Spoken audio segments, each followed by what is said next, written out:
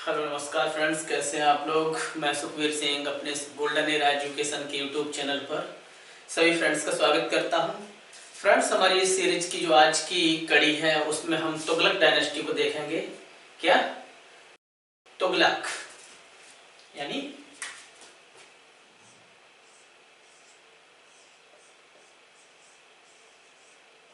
तुगलक वंश को देखेंगे।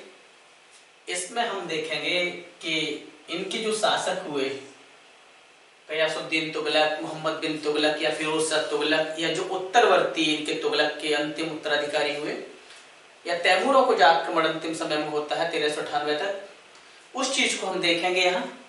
तो तुगलक डायनेस्टी को हम देखेंगे। क्लियर? 1320 से लेके 1414 ईस्वी तक का जो इनका टाइम टेन्योर है, इस चीज को हम देखेंगे। इनसे जो सवाल बनेंगे उन चीजों को हम देखेंगे। Clear friends? इस चीज को हम देखेंगे। और इनके दरबार में या विदेशी कौन आया था, क्या घटना घटित हुई थी, उस चीज को भी हम देखेंगे। तो चलिए फ्रेंड्स, हम अपनी सीरीज की शुरुआत करते हैं इस सवाल से। हमारा प्रश्न ये रहा आपके सामने। रहेला नामक पुस्तक किस शासक के समय की घटनाओं का विवरण मिलता है? यानी कि जो रहेला नामक पुस्तक है, इस पुस्तक में किस शासक के समय की घटनाओं का विवरण मिलता है? तो जो रहेला है फ्रेंड्स, यह जान लेना चाहिए कि यह लिखा किसने था। जिस समय इब्ने बतूता, कौन? इब्न ए बतूता, जिस समय इब्ने बतूता भारत आता है, उस समय टाइम टेन्योर जो होता है वो मोहम्मद बिन तुगलक का होता है। क्लियर? और इब्ने बतूता के द्वारा ही लिखा हुआ जो पुस्तक है वो रहेला है। इसमें इब्ने बतूता की जो लिखित पुस्तक है, इसमें मोहम्मद बिन तुगलक के शासनकाल की घटनाओं का विवरण मिलता है कि मोहम्मद तुगलक जो योग्य था, हिंदुओं के त्योहारों में भाग लेता था, विशेष करके होली में, विद्वानों को आश्रय दाता था, जैसे जिन चंद्र सूरी को जिसने आश्रय प्रदान किया था, उदार शासक था, योग्यता को वरीयता दी इसने, और सर्वेक्षण कराया, राजस्व 50% वसूल किया, भूमि की मापरेख कराई इसने, अनेक क्रांतिकारी योजनाएं चलाई। तो उन जो घटनाओं का, उन विवरणों का जो उल्लेख मिलता है वो इब्ने बतूता के रहेला में मिलता है। Clear friends? नेक्स्ट क्वेश्चन देखते हैं, ये रहा। सुल्तान को उसकी प्रजा से, सुल्तान को उसकी प्रजा से और प्रजा को सुल्तान से मुक्ति मिल गई। यह कथन किस शासक के लिए है? यह कथन किस शासक के लिए है?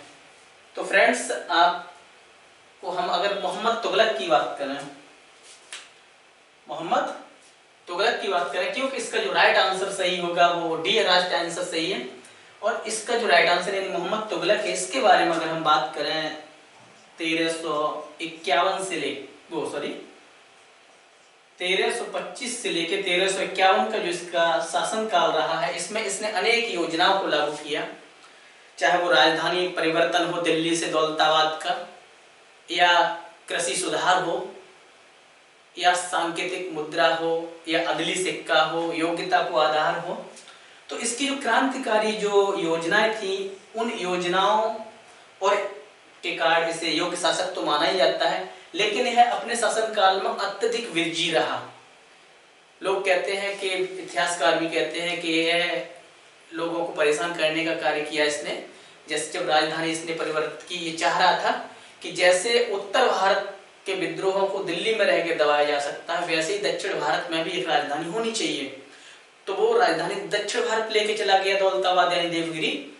तो जब वो देवगिरी से राजधानी को उसने रेगुलेट करने की कोशिश की, तो वो देख रहा था जैसे उत्तर भारत में रह के दक्षिण भारत पर नियंत्रण नहीं किया जा सकता था, वैसे ही दक्षिण भारत में रह के उत्तर भारत पर कंट्रोलिंग नहीं की जा सकती थी। तो उसकी यह अभियान फेल होती है। और इसीलिए इसे कहा जाता है कि सुल्तान को जब इसकी मृत्यु होती है, खुराचान कारसिल कारचिल का जब अभियान करता है अपने अंतिम समय में, तो क्या करता है ये, इसकी मृत्यु हो जाती है बाद में चल के। तो इतिहासकार कहते हैं कि सुल्तान को उसकी प्रजा से और प्रजा को सुल्तान से मुक्ति मिल गई। राइट आंसर डी सही होगा। बढ़ते हैं नेक्स्ट क्वेश्चन की तरफ। क्लियर? ससगनी सिक्का किसके राज्यकाल में प्रचलित हुआ? अच्छा क्वेश्चन है फ्रेंड्स। ससगनी सिक्का किसके राज्यकाल में प्रचलित हुआ? अलाउद्दीन खिलजी, बलबन, फिरोज शाह तुगलक या सिकंदर लोधी? फ्रेंड्स जो इसका राइट आंसर होगा, राइट आंसर सी होगा। फिरोज शाह तुगलक ने ससगनी सिक्के चलाए थे। ससगनी, इसने 3 प्रकार के सिक्के चलाए थे, जिसमें ससगनी, अद्द और बिक, ये 3 प्रकार के सिक्के जो चलाए थे। उल्लेख मिलता है कि फिरोज शाह तुगलक को उदारवादी शासक कहा जाता है। इसने दासों के लिए विभाग गठित कराया, अस्पतालों की निर्माण कराए, दान विभाग खोला इसने, विधवाओं की शादी के लिए, गरीब परिवार की जो बच्चियां थी, गर्ल्स थी, उनकी शादी के लिए इसने अरेंजमेंट किया। इसने राज्य की आय सुधारने के लिए बागों का निर्माण कराया। अनेक नगर, फिरोजाबाद जैसे, फिरोजाबाद हो गया, हिसार हो गया हरियाणा में, समझे, तो इस टाइप के इसने नगर भी बसाए। नहरों का निर्माण कराया इसने, दिल्ली में भी। तो इसी प्रकार से इसने जो अंतिम जो इसने और कार्य किए, उसमें ससगनी, अद्द और बिक टाइप के सिक्के चलाए। तो यहाँ ससगनी का उल्लेख किया है। तो इसके साथ 2 सिक्के और जुड़े होते हैं, अद्द और बिक। पूछ लिया जाए कभी कि अद्द और बिक जो प्रकार के सिक्के थे वो किसने चलाए थे, तो हमारा आंसर राइट होगा फिरोज शाह तुगलक, यानी कि आंसर सी सही है। क्लियर? बढ़ते हैं अपने नेक्स्ट क्वेश्चन की तरफ। ये रहा आपके सामने। निम्न में से किस सुल्तान ने हक ए सर्व नामक सिंचाई कर लगाया था? अच्छा क्वेश्चन है। इल्तुतमिश ने, यानी सिंचाई कर, वह कौन सा सुल्तान था जिसने सिंचाई कर वसूल किया था? इल्तुतमिश ने, अलाउद्दीन खिलजी, गयासुद्दीन तुगलक या फिरोज तुगलक ने? तो फ्रेंड्स जो इसका राइट आंसर होगा, इसका भी राइट आंसर सी सही होगा, क्योंकि हक ए सर्व, क्या ये जो हक ए सर्व है, हक ए सर्व नाम का जो टैक्स था वो इसने, सॉरी, फिरोज तुगलक ने, जब इसने नहरों का निर्माण कराया था तो उस समय इसने हक ए सर्व नाम का जो था, समझे, टैक्स लगाया था। राइट आंसर डी सही होगा। बढ़ते हैं नेक्स्ट क्वेश्चन की तरफ। ये रहा। मोहम्मद बिन तुगलक ने अफ्रीकी यात्री जो इब्न बतूता था उसे अपना राजदूत बनाकर भेजा था, किस देश में? तो फ्रेंड्स जब इब्न बतूता भारत आता है उस समय मोहम्मद बिन तुगलक का शासनकाल रहता है। इसने राजाश्रय प्राप्त किया था। इब्न बतूता ने रेहला नामक ग्रंथ की रचना की थी, समझ रहे हैं ना। इसमें तुगलक डायनेस्टी का अच्छा खासा इतिहास, दिल्ली सल्तनत का उल्लेख मिलता है। तो मोहम्मद बिन तुगलक क्या करता है, इब्न बतूता को किस देश का राजदूत बनाकर भेजता है? तो फ्रेंड्स इसका जो राइट आंसर होगा सी सही होगा, सॉरी बी, क्योंकि चीन, अगर विकल्प में आपको मिल रहा है कि चीन का राजदूत इब्न बतूता को बनाकर भेजा था, तो राइट आंसर हमारा क्या होगा? चीन होगा। क्लियर? इब्न बतूता को चीन का राजदूत बनाकर भेजा था। बढ़ते हैं नेक्स्ट क्वेश्चन की तरफ। ये रहा। दिल्ली पर किसके द्वारा आक्रमण करने से तुगलक वंश का अंत हो गया था? तुगलक वंश का अंत हो गया था।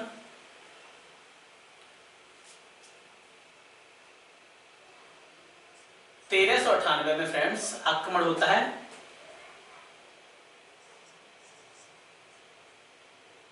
1398 ईस्वी में आक्रमण होता है, जिस समय तुगलक का जो बादशाह था, इसके समय जब आक्रमण होता है 1398 ईस्वी में, और ये आक्रमण जो होता है वो तैमूर लंग के द्वारा किया जाता है। तुगलक डायनेस्टी और दिल्ली सल्तनत को तबाह कर देते हैं ये लोग। क्लियर? और उसके बाद जो होता है तुगलक वंश का अंत ही हो जाता है, और तैमूरों का जो गवर्नर के रूप में खिज्र खां को बैठाया जाता है, जो सैयद वंश की नींव डालता है 1414 में जाके। तो वो अपने आप को तैमूरों का अपने आप को तैमूरों का उत्तराधिकारी घोषित करता है। क्लियर। 1398 में आक्रमण होता है और उसके बाद से ये पतन की तरफ चला जाता है तुगलक डायनेस्टी। हालांकि दिल्ली सल्तनत में अगर सबसे ज्यादा किसी ने कार्य किया है, शासन कार्य किया है, तो वो तुगलकों ने किया है। 1325 से लेके 1414 तक कार्य करते हैं। तो इसका जो राइट आंसर सही होगा वो ए सही होगा। नेक्स्ट क्वेश्चन देखिएगा, तुगलक वंश का अंतिम शासक कौन था? जिसके समय तैमूर लंका आक्रमण हुआ था, तो नसरुद्दीन महमूद तुगलक था। क्लियर। राइट आंसर बी सही होगा, क्योंकि मोहम्मद बिन तुगलक दूसरा शासक था। इससे पहले गयासुद्दीन तुगलक था जिसने तुगलक वंश की नींव डाली थी, गाजी की उपाधि। और उसके बाद आता है मोहम्मद बिन तुगलक, और उसके बाद जो आता है फिरोज तुगलक। क्लियर। और फिरोज तुगलक के 2 पुत्र होते हैं, मोहम्मद शाह जो अपने शासन काल में ही खत्म हो जाता है, समझे। तो जो अंतिम शासक होता है वो नसरुद्दीन महमूद तुगलक होता है। राइट आंसर बी सही होगा। देखते हैं नेक्स्ट क्वेश्चन की तरफ। सेना को वेतन देने की प्रणाली का विधान किसने किया था? सेना को वेतन देने का जो विचार था, प्रणाली थी, वो किसने?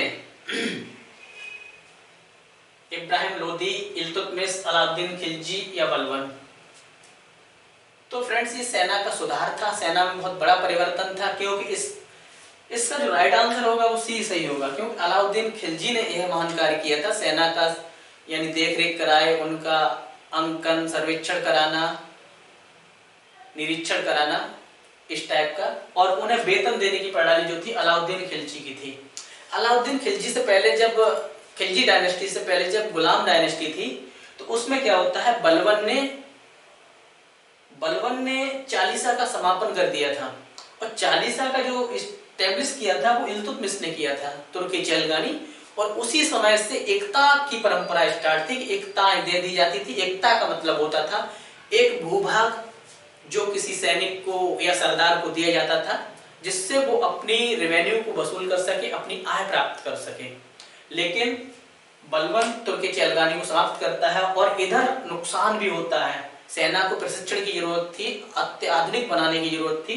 तो ऐसे में अलाउद्दीन खिलजी क्या करता है, सेना को वेतन प्रणाली के माध्यम से इनोवेट करता है। क्लियर। ताकि उन लोगों को यह सुनिश्चित हो सके कि उनकी आय का एक भाग है जो आंधी तूफान वर्षा इससे निश्चित बचा हुआ है।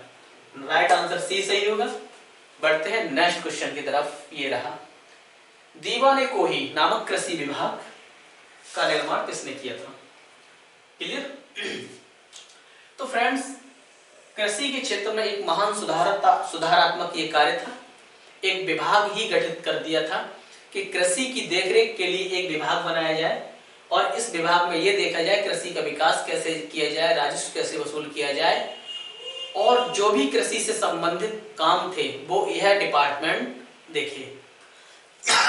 तो ये इनोवेटिव कार्य उसी योग्य महान शासक का था जो दिल्ली सल्तनत का सबसे योग्य शासक माना जाता है, यानी कि मोहम्मद बिन तुगलक ने। क्लियर। दीवानी कोही कृषि विभाग की जो गठन किया था वो मोहम्मद बिन तुगलक ने। आंसर हमारा डी सही है। Clear friends. बढ़ते हैं नेक्स्ट क्वेश्चन की तरफ। ये रहा आपकी स्क्रीन पर, गयासुद्दीन तुगलक की धमकी पर, गयासुद्दीन तुगलक की धमकी पर हुनुज दिल्ली दूर अस्ते यानी दिल्ली दूर है नामक उत्तर किस प्रसिद्ध सूफी संत ने दिया था? क्लियर। दरअसल होता क्या है, गयासुद्दीन तुगलक के एक सूफी संत से मतभेद थे। क्लियर। तो सूफी संत को जब गयासुद्दीन तुगलक धमकी देता है, जब गयासुद्दीन तुगलक उन सूफी संत को धमकी देता है, तो वो बदले में गयासुद्दीन तुगलक से कहते हैं कि हुनुज दिल्ली दूर अस्ते। तो वह सूफी संत कौन था, या यही पूछने का प्रयास किया है कि वह सूफी संत कौन था जिसने गयासुद्दीन तुगलक की धमकी पर कहा था हुनुज दिल्ली दूर अस्ते? तो फ्रेंड्स, इसका राइट आंसर होगा शेख निजामुद्दीन औलिया। शेख निजामुद्दीन औलिया, इन्होंने ही कहा था हुनुज दिल्ली दूरस्ते, क्योंकि जिस समय अफगानपुर पर को विजय करके ये गयासुद्दीन तुगलक आ रहा था, जिस समय अफगानपुर पर विजय करके ये आ रहा था, तो उस समय क्या होता है, एक मंडप बनाया जाता है, वह मंडप गिर जाता है, क्लियर, और उसी में इसकी दब की मृत्यु हो जाती है।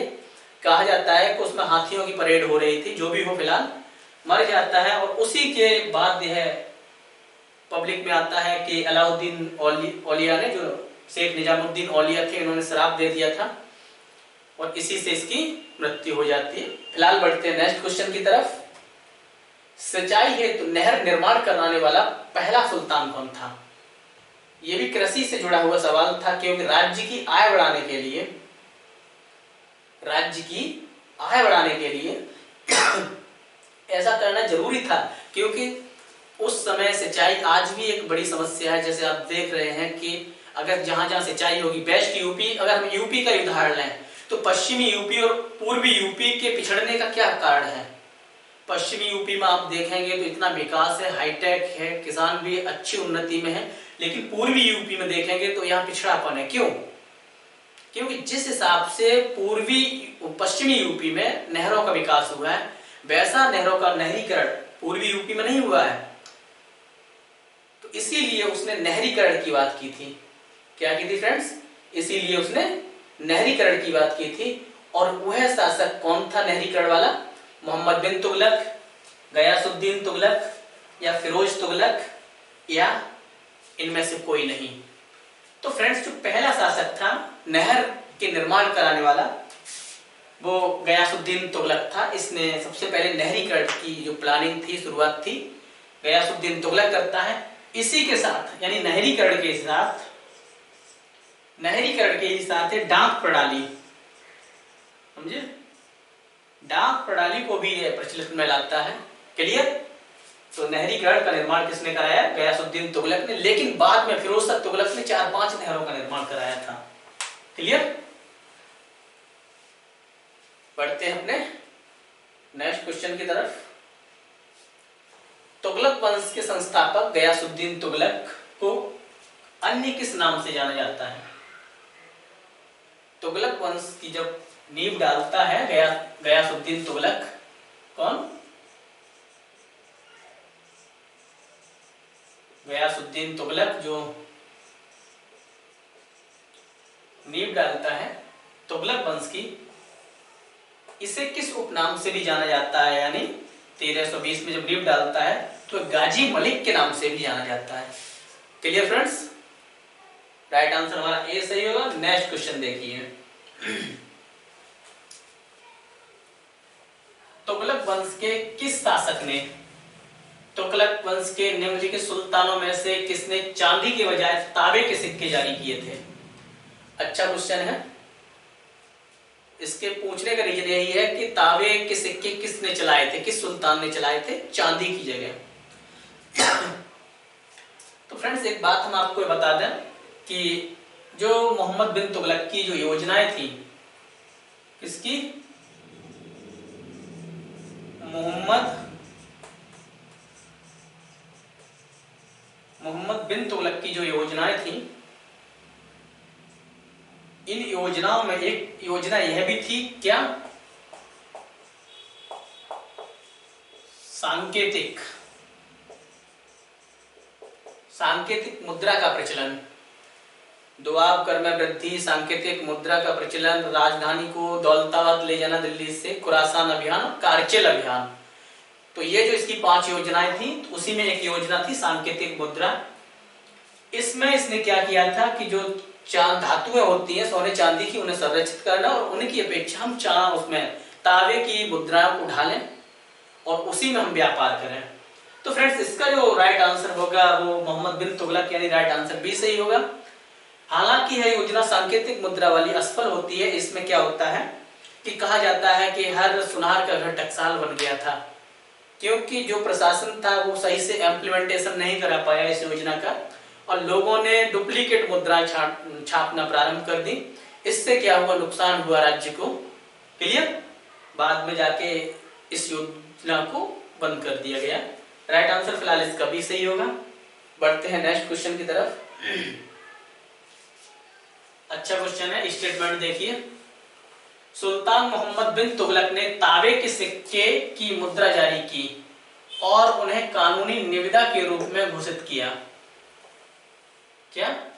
सुल्तान मोहम्मद बिन तुगलक ने, ये देख रहे हैं आप, सुल्तान मोहम्मद बिन तुगलक ने किसकी? तांबे के सिक्के जारी किए और उन्हें कानूनी निविदा के रूप में घोषित किया। कारण क्या था? सुल्तान का खजाना उसकी अदूरदर्शी परियोजनाओं के कारण खाली थी। सुल्तान का खजाना उसकी अदूरदर्शी परियोजनाओं के कारण खाली था।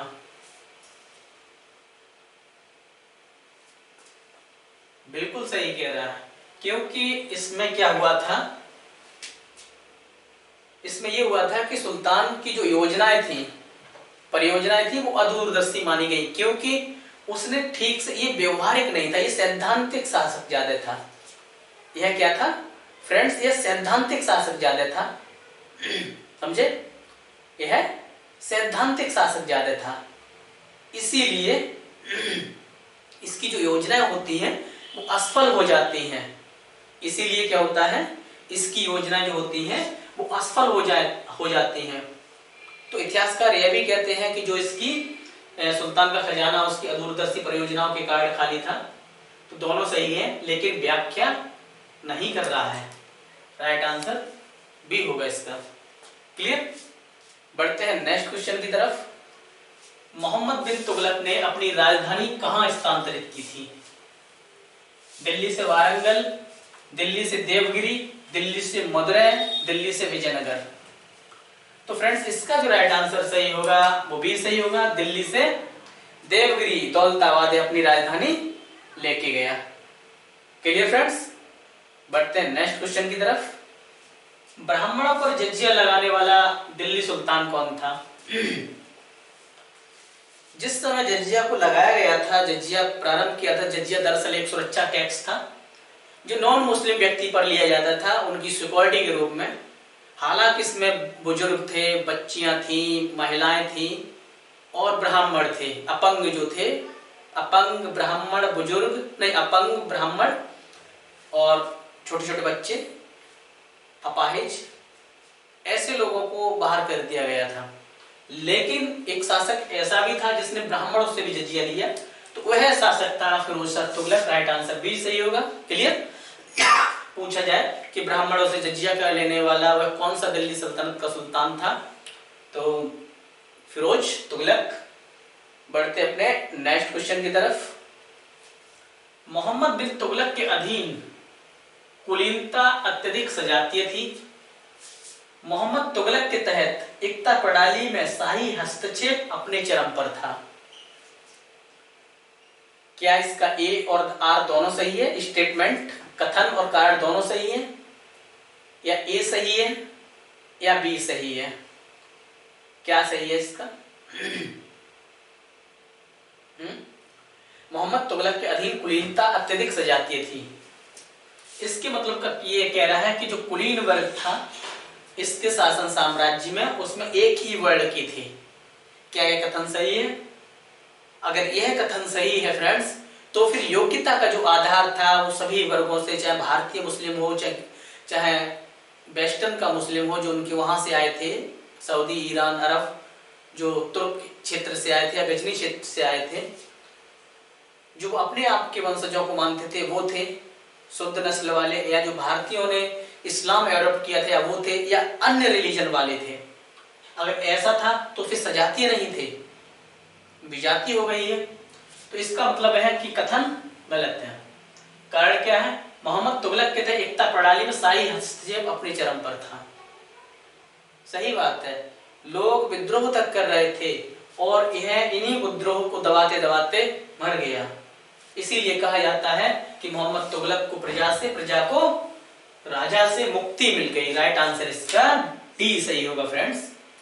बढ़ते हैं अपने नेक्स्ट क्वेश्चन की तरफ। फिरोज शाह तुगलक ने जजिया कर नहीं लगाया।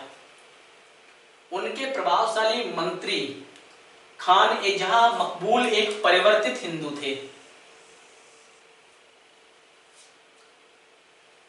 फिरोज शाह तुगलक ने जजिया कर नहीं लगाया था।